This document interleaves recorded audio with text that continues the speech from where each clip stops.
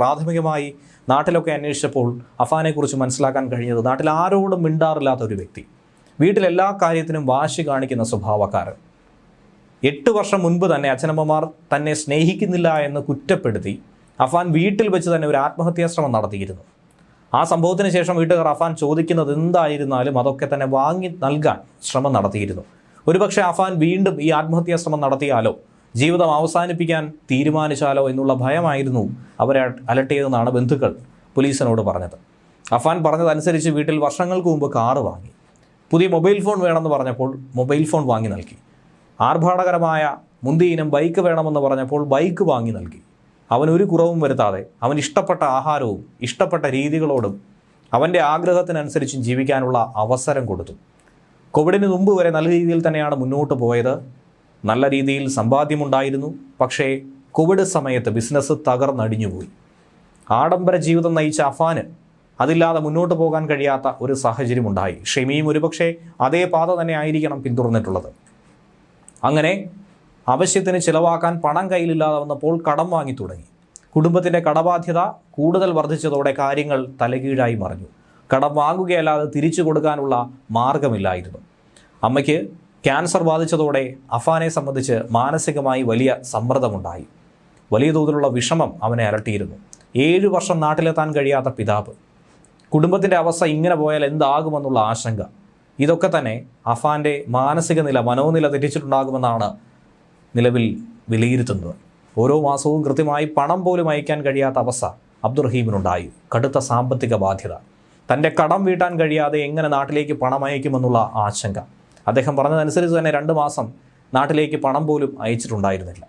പക്ഷേ ഈ കുടുംബത്തിന് ജീവിക്കണമെങ്കിൽ, മുൻപുള്ള സാഹചര്യത്തിൽ തന്നെ മുന്നോട്ട് പോകണമെങ്കിൽ ഏറ്റവും കുറഞ്ഞത് നല്ല രീതിയിലുള്ള പണമെങ്കിലും വേണം. അത് കിട്ടാതെ വന്നതോടെ പണയം വെച്ചും ബന്ധുക്കളിൽ നിന്നും കടം വാങ്ങിയും ഒക്കെ തന്നെ മുന്നോട്ട് പോകാൻ തീരുമാനിച്ചു. ഇതിനിടയ്ക്ക് അഫാൻ്റെ ബുള്ളറ്റും കാറും ഒക്കെ തന്നെ വിറ്റു, അല്ലെങ്കിൽ പണയം വെച്ചു. അതിനുശേഷം പുതിയ ബൈക്ക് വാങ്ങി. പാണാവൂരെ കോളേജിൽ നിന്നും പഠനം പാതി വഴിയിൽ അവസാനിപ്പിച്ചു. ബികോം ബിരുദം പഠിച്ചുകൊണ്ടിരിക്കുമ്പോഴാണ് അഫാൻ ഇത് അവസാനിപ്പിച്ചത്. അഫാനെ സംബന്ധിച്ച് നോക്കുകയാണെങ്കിൽ മറ്റ് സുഹൃത്തുക്കളൊന്നും അധികമായിട്ടില്ല. ഒരു പെൺസുഹൃത്തെന്ന് പറയുന്നത് ഫർസാനയാണ്. അമ്മ ഷെമിയുടെ നാടായിട്ടുള്ള പേരുമലയിൽ സ്ഥലം വാങ്ങി 10 കൊല്ലം മുമ്പാണ് ഈ കുടുംബം അവിടെ ഒരു വീട് വെച്ചത്. അതേ വീട്ടിൽ തന്നെയാണ് ഇന്ന് ആ കുടുംബാംഗങ്ങളെ ഒക്കെ തന്നെ വെട്ടിതുറക്കി അഫാൻ ജയിലിൽ പോയത്. വെഞ്ഞാറമൂട് സ്വകാര്യ മെഡിക്കൽ കോളേജ് ആശുപത്രിയിൽ തീവ്രപരിചരണ വിഭാഗത്തിൽ കഴിഞ്ഞ ഷെമി ഇപ്പോൾ ആശുപത്രി വിട്ട് ആരോഗ്യനില മെച്ചപ്പെട്ട് ജീവിതത്തിലേക്ക് തിരിച്ചു വരികയാണ്. ഷെമി എന്തുകൊണ്ട് മകനെ ഇപ്പോഴും സംരക്ഷിക്കുന്നുവെന്നുള്ള ആകുലത പോലീസിനെ സംബന്ധിച്ച് വലിയ വെല്ലുവിളിയാണ്. ഇന്ന് ആകെ ജീവിച്ചിരിക്കുന്ന ഒരാൾ ഷെമി മാത്രമാണ്. മറ്റുള്ളവരൊക്കെ തന്നെ മരണപ്പെട്ടു. ഷെമി ശക്തമായ രീതിയിൽ മുന്നോട്ട് വന്നാൽ പരമാവധി ശിക്ഷ അഫാന് വാങ്ങി നൽകാനായി സാധിക്കും. തുടർ ചികിത്സ വേണ്ട ഷെമിയെ അഗതി മന്ദിരത്തിൽ മാറ്റി അവിടെ പരിചരണത്തിനായി റഹീമും ഒപ്പം തന്നെയുണ്ട്. അഫാൻ അതിക്രൂരമായി ആക്രമിച്ച് പരിക്കേൽപ്പിച്ചതിനെ തുടർന്നാണ് ഷെമിയെ ആശുപത്രിയിൽ എത്തിച്ചത്. ഷെമിയുടെ ഭർത്താവ് അബ്ദുൾ റഹീം, ഷെമിയുടെ മറ്റ് ബന്ധുക്കളൊക്കെ തന്നെ ഈ കാലയളവിലൊക്കെ ആശുപത്രിയിൽ ഉണ്ടായിരുന്നു. ആർഭാട ജീവിതം നയിക്കുന്നുവെന്ന് പറഞ്ഞ് തന്നെയും തൻ്റെ മാതാവിനെയും നിരന്തരം എല്ലാവരും കുറ്റപ്പെടുത്തിയിരുന്നു. അവർക്കൊക്കെ അതിനുള്ള ശിക്ഷ കൊടുത്തു. പിതൃ സഹോദരൻ ലത്തീഫിനെയും ഭാര്യയെയും അതുപോലെ തന്നെ ഉമ്മുമ്മയെയും ഒക്കെ തന്നെ കൊലപ്പെടുത്തിയതിൻ്റെ കാരണവും ഇതാണ്. ആർഭാട ജീവിതം കാരണമാണ് കടം കയറിയതെന്ന് ലത്തീഫ് നിരന്തരം പറഞ്ഞ് തന്നെയും മാതാവിനെയും കുറ്റപ്പെടുത്തിയതിൻ്റെ വൈരാഗ്യമാണ് ഈ കൊലപാതകം. പിതൃ സഹോദരനെ തലക്കടിച്ചു കൊന്നതിൽ ഒരു കുറ്റബോധമോ ഒരു കൂസലോ ഇല്ലാതെയാണ് തെളിവെടുപ്പ് സമയത്ത് അഫാൻ അവിടെ എത്തി എങ്ങനെയൊക്കെ എന്തൊക്കെ ചെയ്തു എന്നുള്ളത് വിവരിച്ചത്. പിതാവിൻ്റെ സഹോദരൻ അബ്ദുൽ ലത്തീഫ്, ഭാര്യ സാജിദ ബീവി എന്നിവരെ കൊലപ്പെടുത്തിയ കേസിൽ കിളിമാനൂർ പോലീസാണ് എസ്.എൻ. പുരത്തെ ലത്തീഫിൻ്റെ വീട്ടിലെത്തിച്ച് കഴിഞ്ഞയാഴ്ച തെളിവെടുപ്പ് നടത്തിയത്. കൊലപാതക പരമ്പരയിലെ 2ാം ഘട്ട തെളിവെടുപ്പായിരുന്നു കിളിമാനൂർ എസ്.എച്ച്.ഒ. ബി ജയൻ്റെ നേതൃത്വത്തിൽ അന്ന് നടന്നത്. 80,000-ഓളം രൂപ ലത്തീഫിന് നൽകാനുണ്ടെന്നും അതിനെപ്പറ്റി എന്നും തർക്കങ്ങളായിരുന്നുവെന്നും ആർഭാട ജീവിതം കൊണ്ട് കടം കയറിയെന്ന് പലരോടും വല്യുപ്പ പറഞ്ഞു നടന്നുവെന്ന് കൂടിയാണ് അഫാൻ പറയുന്നത്. എന്നാൽ അച്ഛൻ്റെ മാതാവ് തന്നെ സാമ്പത്തികമായി സഹായിക്കാൻ ശ്രമിച്ചിരുന്നു. ലത്തീഫാണ് അതിൽ നിന്നും വിലക്കിയത്. അത് വലിയ വൈരാഗ്യമുണ്ടാക്കി. 1ാം ഘട്ട തെളിവെടുപ്പ് പോലെ ഒരു ഭാവവ്യത്യാസവുമില്ലാതെ അഫാൻ ലത്തീഫിനെയും സാജിദ ബീവിയെയും എങ്ങനെ കൊലപ്പെടുത്തി എന്നത് കൃത്യമായി പോലീസിനോട് പറഞ്ഞു. ഫെബ്രുവരി 24-ാം തീയതി ഉച്ചയോടെ അഫാൻ അവിടെ വീട്ടിലെത്തി. ഇരുവരും ഹാളിലുണ്ടായിരുന്നു. കണ്ടപ്പോൾ തന്നെ സാജിദ ബീവി അടുക്കളയിലെത്തി. സംസാരിച്ചു കൊണ്ടിരിക്കുമ്പോൾ കയ്യിൽ കരുതിയ ചുറ്റികയെടുത്ത് ലത്തീഫിനെ ആക്രമിച്ചു. അതിനിടയിൽ ലത്തീഫിൻ്റെ മൊബൈലിലേക്ക് കോളത്തി തുടർച്ചയായി ചുറ്റുക കൊണ്ട് തലയ്ക്കടിച്ചുകൊണ്ടേയിരുന്നു. അടികൊണ്ട് ഹാളിലെ സോഫയിൽ വീണ ലത്തീഫ് ഉടൻ തന്നെ മരിച്ചു. ശബ്ദം കേട്ട് ഹാളിലെത്തിയപ്പോൾ സാജിദ ബീവിയെയും അടിച്ചു. അടുക്കളയിലേക്ക് ഓടിയപ്പോൾ 5ലധികം തവണ ചുറ്റിക കൊണ്ട് തലയിൽ ആഞ്ഞടിച്ചു. അടുക്കളയിലെ ഇടനാഴിയിൽ വീണ സജിതയെ അവിടെ നിന്നും വലിച്ച് അകത്തേക്കിട്ടു. ചുറ്റിക വാഷ് ബേസിനിലെ വെള്ളത്തിൽ കഴുകി കയ്യിൽ കരുതിയ സിഗരറ്റും വലിച്ച് പുറത്തേക്കിറങ്ങി. പോകുന്ന സമയം ലത്തീഫിൻ്റെ മൊബൈൽ ഫോണും വീടിൻ്റെ കാറിൻ്റെയും താക്കോലും എടുത്ത് 200 മീറ്റർ അപ്പുറത്തേക്ക് ഒരു കുറ്റിക്കാട്ടിലേക്ക് വലിച്ചെറിഞ്ഞു. തെളിവെടുപ്പിനിടയിൽ പോലീസ് ഈ ഫോണും താക്കോലുമൊക്കെ കണ്ടെടുത്തു. തെളിവെടുപ്പിന് ബോംബ് സ്ക്വാഡ് അടക്കമുള്ള സന്നാഹത്തെയാണ് എത്തിച്ചത്. മൊബൈൽ ഫോൺ കണ്ടെത്താൻ വേണ്ടിയിട്ടാണ് ഇവരെ എത്തിച്ചത്. അഫാൻ്റെ പെരുമലയിലെ വീട്ടിലെത്തിച്ച് ആക്രമണത്തിനായി വാങ്ങിയ മുളക് പൊടിയും പോലീസിന് എടുത്തു കൊടുത്തു. സിഗരറ്റ്, എലിവിഷം, ചുറ്റിക, സോഫ്റ്റ് ഡ്രിങ്ക്സ്, മുളക് പൊടി, ബാഗ് എന്നിവയൊക്കെ തന്നെ വാങ്ങിയിട്ടുള്ള കടകളിലും അഫാനെ എത്തിച്ച് തെളിവെടുപ്പ് പൂർത്തീകരിച്ചു. പിതാവ് പറഞ്ഞതുപോലെ നാട്ടിലെത്തി വീടും സ്ഥലവും അതുപോലെ കാറും മറ്റുമൊക്കെ വിൽക്കാനുള്ള നീക്കം ഉണ്ടായാൽ അതിന് സാധിക്കാതെ വരുമ്പോൾ എങ്ങനെ മറുപടി പറയുമെന്നുള്ള ഭയവും ഒരുപക്ഷെ അഫാനെ അലട്ടിയിട്ടുണ്ടായിരിക്കും. അഫാനെ കാണാൻ ഒരു തരത്തിലും തനിക്ക് ആഗ്രഹമില്ല എന്നാണ് റഹീം പറയുന്നത്. അവനുണ്ടാക്കിയ നഷ്ടം അത് വളരെ വലുതാണ്.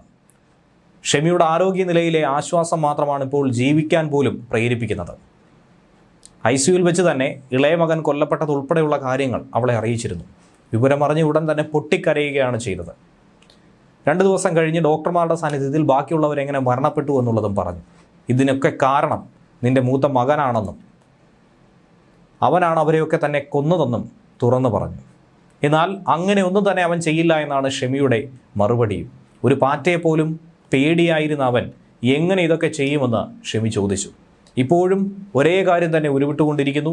തന്നെ ആരും ഉപദ്രവിച്ചതല്ല, കട്ടിൽ നിന്ന് വീണ് പരിക്ക് സംഭവിച്ചതാണെന്ന്. ഇതാണ് റഹീമിനോടും ഷെമി പറഞ്ഞുകൊണ്ടിരിക്കുന്നത്. സൗദിയിൽ 2 ദിവസം ജയിലിൽ കഴിഞ്ഞതിന് ശേഷമാണ് തനിക്ക് നാട്ടിലേക്ക് മടങ്ങാൻ പോലും സാധിച്ചത്. കയ്യിൽ 5 പൈസ പോലും ഇല്ലാതെ നാട്ടിലെത്തി. ഇവിടുത്തെ സാമ്പത്തിക ബാധ്യതകളും ഗൾഫിലെ സാമ്പത്തിക ബാധ്യതകളും ഒക്കെ തന്നെ അലട്ടുന്നു. തിരിച്ചിനി ഗൾഫിലേക്കില്ല. മക്കൾക്ക് വേണ്ടിയാണ് ജീവിതം ഒഴിഞ്ഞു വെച്ചത്. പക്ഷേ ഇന്ന് മക്കളില്ല. സൗദിയിൽ 10 ലക്ഷത്തോളം രൂപയുടെ ബാധ്യത, നാട്ടിലും 10 ലക്ഷത്തോളം രൂപയുടെ ബാധ്യത, പരമാവധി 20 ലക്ഷം, അതിനപ്പുറത്തേക്കില്ല. എന്നാൽ 60 ലക്ഷത്തിലധികം ബാധ്യത നാട്ടിലുണ്ടെന്നാണ് ഇപ്പോൾ മാധ്യമങ്ങളടക്കം പറഞ്ഞുകൊണ്ടിരിക്കുന്നത്. ബാങ്കിൽ ബാധ്യത ഉണ്ടായിരുന്നത് കാരണം നിരന്തരം അവർ വിളിച്ച് ശല്യപ്പെടുത്തുമെന്നും കാലാവധി ഉണ്ടായിട്ട് പോലും അസിസ്റ്റന്റ് മാനേജർ വല്ലാതെ ബുദ്ധിമുട്ടിക്കുകയും വീടും പുരയിടവും അടക്കം ജപ്തി ചെയ്യുമെന്ന് ഭീഷണിപ്പെടുത്തുകയും ചെയ്തുവെന്നാണ് പറയുന്നത്. ഇങ്ങനെ സാമ്പത്തിക കാര്യത്തിൽ ഭീഷണിപ്പെടുത്തിയപ്പോൾ മറ്റ് നിവൃത്തി ഒന്നും തന്നെ ഇല്ലാതെ ഈ ഒരു കൃത്യത്തിലേക്ക് അഫാൻ കടന്നുവെന്ന് ഷെമി അടക്കം ചൂണ്ടിക്കാണിക്കുകയുണ്ടാകും. ചിട്ടി നടത്തിയതുമായി ബന്ധപ്പെട്ട് ജ്യേഷ്ഠന് 75,000 രൂപ ഷെമി കൊടുക്കാനുണ്ടായിരുന്നു. ഉമ്മയുമായി സാമ്പത്തികമായ ഒരു ഇടപാടും നടത്തിയിരുന്നില്ല. ഭാര്യ ഷെമിയും അഫാനും തട്ടത്തുമലയിലെ ബന്ധുവിൽ നിന്നും പലിശയ്ക്ക് പണം മേടിച്ചതും ഏകദേശം 5 ലക്ഷം രൂപ വാങ്ങിയപ്പോൾ 5.5 ലക്ഷം രൂപ പലിശയായി മാത്രം തിരികെ കൊടുത്തു. പലിശ കൃത്യസമയത്ത് കൊടുത്തില്ലെങ്കിൽ അവരും വിളിച്ച് നിരന്തരം ഭീഷണിപ്പെടുത്തിയിരുന്നു.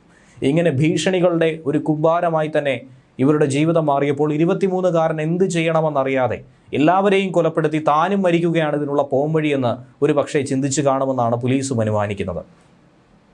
ഈ പലിശയ്ക്ക് നൽകിയ ബന്ധുക്കളെ കൂടി, തട്ടത്തുമലയിലെ 2 ബന്ധുക്കളെ കൂടി കൊല്ലാൻ തനിക്ക് ആഗ്രഹമുണ്ടെന്ന് അഫാൻ പോലീസിനോട് മൊഴി കൊടുത്തിട്ടുണ്ട്. ഒരു പക്ഷേ പലിശയ്ക്ക് കൊടുത്ത ഈ ബന്ധുക്കൾ തന്നെ ആയിരിക്കും.